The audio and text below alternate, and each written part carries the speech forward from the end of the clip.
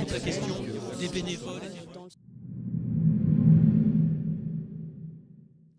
Au Forum de l'éducation populaire et de l'engagement de Rhône-Alpes, nous rencontrons Karsten Gierke qui est venu du Bade-Württemberg. Il y avait l'idée de la part des organisateurs de la région Rhône-Alpes de rassembler dans ce forum des représentants de la vie associative et de l'éducation populaire des 4 moteurs de l'Europe, la Lombardie en Italie, la Catalogne en Espagne, et pour le Bade-Württemberg, c'est donc Karsten qui est venu représenter sa radio, la Wüstewelle, une radio de Tübingen qui est un petit peu au sud de Stuttgart, une grande ville universitaire avec une belle tradition dans cette région importante du Bade-Württemberg.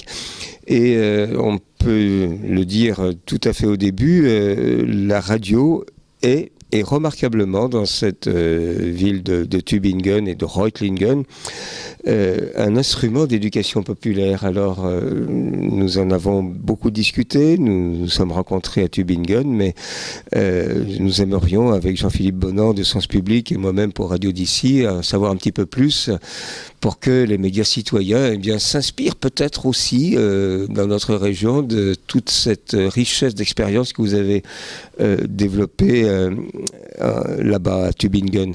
Une des choses qui nous paraît particulièrement intéressante, c'est la manière dont vous intégrez les personnes, dont vous les formez, dont les groupes se mettent en place pour à ce que la radio devienne pour chacun un instrument de développement personnel et de développement de groupe. Oui, première fois, je suis très heureux d'être ici et merci beaucoup pour m'inviter. Et il y a des opportunités pour nous et des problèmes pour nous pour intégrer et pour contacter les gens qui veulent faire de la radio, qui veulent faire des médias, produire des médias. Et la question est toujours comment est-ce qu'on peut contacter les gens et comment est-ce qu'on peut intégrer les gens. Ouais. Alors, on a fait beaucoup de projets, projets locaux et régionaux et nationaux et européens avec la radio Wüstewelle. Et alors, on a fait beaucoup des ateliers pour les gens qui déjà savent qu'ils veulent faire de la radio. Et on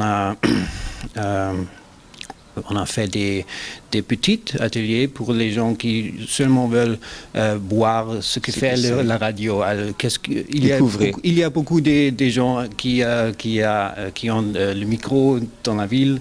Et alors, qu'est-ce qu'il fait? Ouais. En quoi consistent ces ateliers? Vous leur apprenez quoi précisément à ces gens?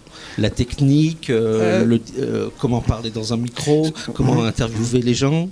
Ça dépend ce qu'ils veulent les gens. Alors, il y a des gens qui seulement veulent regarder comment ça fonctionne, la radio, oui.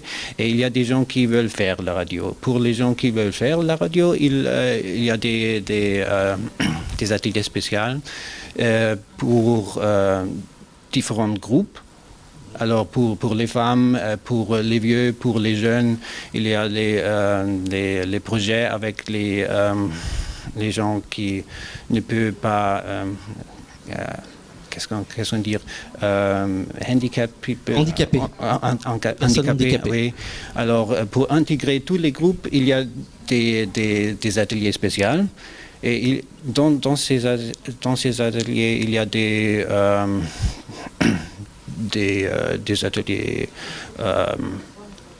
des heures pour la technique de radio. Alors, comment on fait ça dans le studio, comment est-ce qu'on peut copier et monter une émission et tout ça. Et encore, il y a des techniques et des pratiques journalistiques pour apprendre comment ça fonctionne, l'interview et les discussions, comment est-ce qu'on fait ça. Oui. moi, je suis le microphone la première fois et qu'est-ce qu'on fait, ouais. Alors, on le met exactement, comment on parle. Comment poser des questions, comment lead a discussion, alors pour régler la restitution de la parole et la distribution de la parole. Oui, et la parole, comment est-ce qu'on parle en radio? Alors, pour les auditeurs, pour comprendre ce que je veux dire, alors qu'est-ce qu'il faut faire? Est-ce qu'il y a une langage spécial pour la radio? Et toutes ces choses comme ça. Alors vous expliquiez qu'il y avait des ateliers pour les handicapés, des ateliers pour les femmes, pour les immigrés, pour les jeunes, pour les vieux, mais est-ce que ces populations se rencontrent dans des ateliers communs ou est-ce qu'il y a des ateliers spécifiques pour chaque groupe dont vous parlez? Il y a des ateliers spécifiques et il y a des ateliers intégrés pour tous les gens. Alors, ce que je fais, ce sont des ateliers pour tout le monde. Alors, il y a des gens vieux, il y a des jeunes, il y a des handicapés et tous les gens, ils arrivent à mes ateliers et ils peuvent travailler ensemble. Donc il y a vraiment un échange entre ces différentes populations sur un objectif commun qui est de la découverte des métiers de la radio, de la technique, ou juste pour la curiosité, savoir comment ça marche. Oui. Et puis c'est faire connaître à travers la radio toute l'activité associative qui est très riche aussi dans la région. Et puis les créateurs, il y a des musiciens, il y a des gens de théâtre, de cinéma, il y a beaucoup de choses, toute une activité finalement qui trouve son aboutissement à la radio par tous ces bénévoles qui viennent travailler avec vous. Oui, il y a beaucoup de groupes, beaucoup d'associations et beaucoup de gens et des petites associations qui veulent faire de la radio, qui veulent faire des numériques, des transmissions numériques, des blogs, ou choses comme ça avec nous. Et il y a des festivals et des organisateurs des festivals, des événements qui veulent diffuser le festival ou tout ça. Oui. Donc on parlait de collaboration en Allemagne, essentiellement donc dans la région du Bade-Wurtemberg, mais est-ce que la radio, votre radio a vocation à aller plus loin, à faire des collaborations au niveau européen, puisque vous êtes ici déjà à Lyon à l'invitation de la région, est-ce qu'il y a une volonté de travailler avec des radios locales rhône-alpines? Est-ce qu'il y a une vocation et une envie de travailler avec d'autres radios en Europe, en Italie, en Angleterre ou en Espagne? Oui, on a fait beaucoup de projets nationaux certainement, mais européennes. On avait des échanges avec des radios en Angleterre, avec Bradford. Il y avait un échange des jeunes.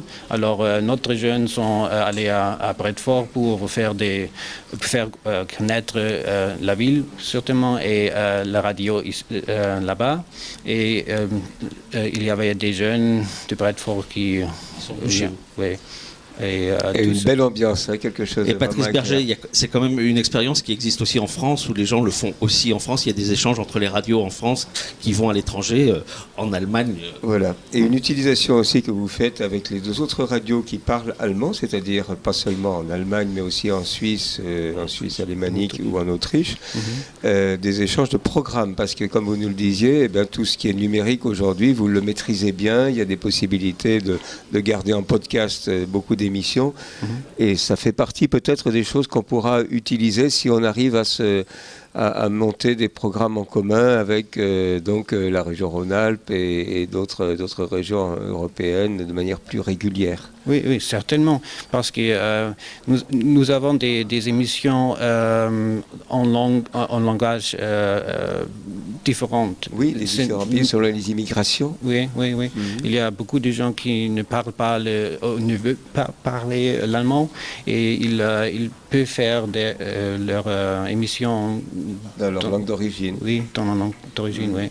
Alors on peut faire des émissions en français, si vous voulez. On prend l'invitation au vol, on viendra faire des émissions en français. Voilà, eh ben on a envie de faire beaucoup de choses avec vous parce que pour avoir été avec pendant 2 ou 3 jours à Tübingen, il y a une ambiance de travail qui nous rappelle beaucoup ce que nous faisons ici à Lyon et qui nous donne envie de vraiment de garder, de maintenir et de développer cette relation qui n'est pas une relation seulement d'équipe de radio à équipe de radio, mais quelque chose qui permet finalement à toute cette vie associative dans nos différents pays de grandir ensemble, parce que si on veut vraiment faire une Europe, on le voit aujourd'hui avec toutes ces difficultés économiques et politiques, eh ben, il faut que les gens se connaissent et aient envie de travailler ensemble. Ouais. Donc merci de ce que vous faites et puis j'espère que nous arriverons à coopérer de manière régulière. Merci, à très bientôt. Merci beaucoup.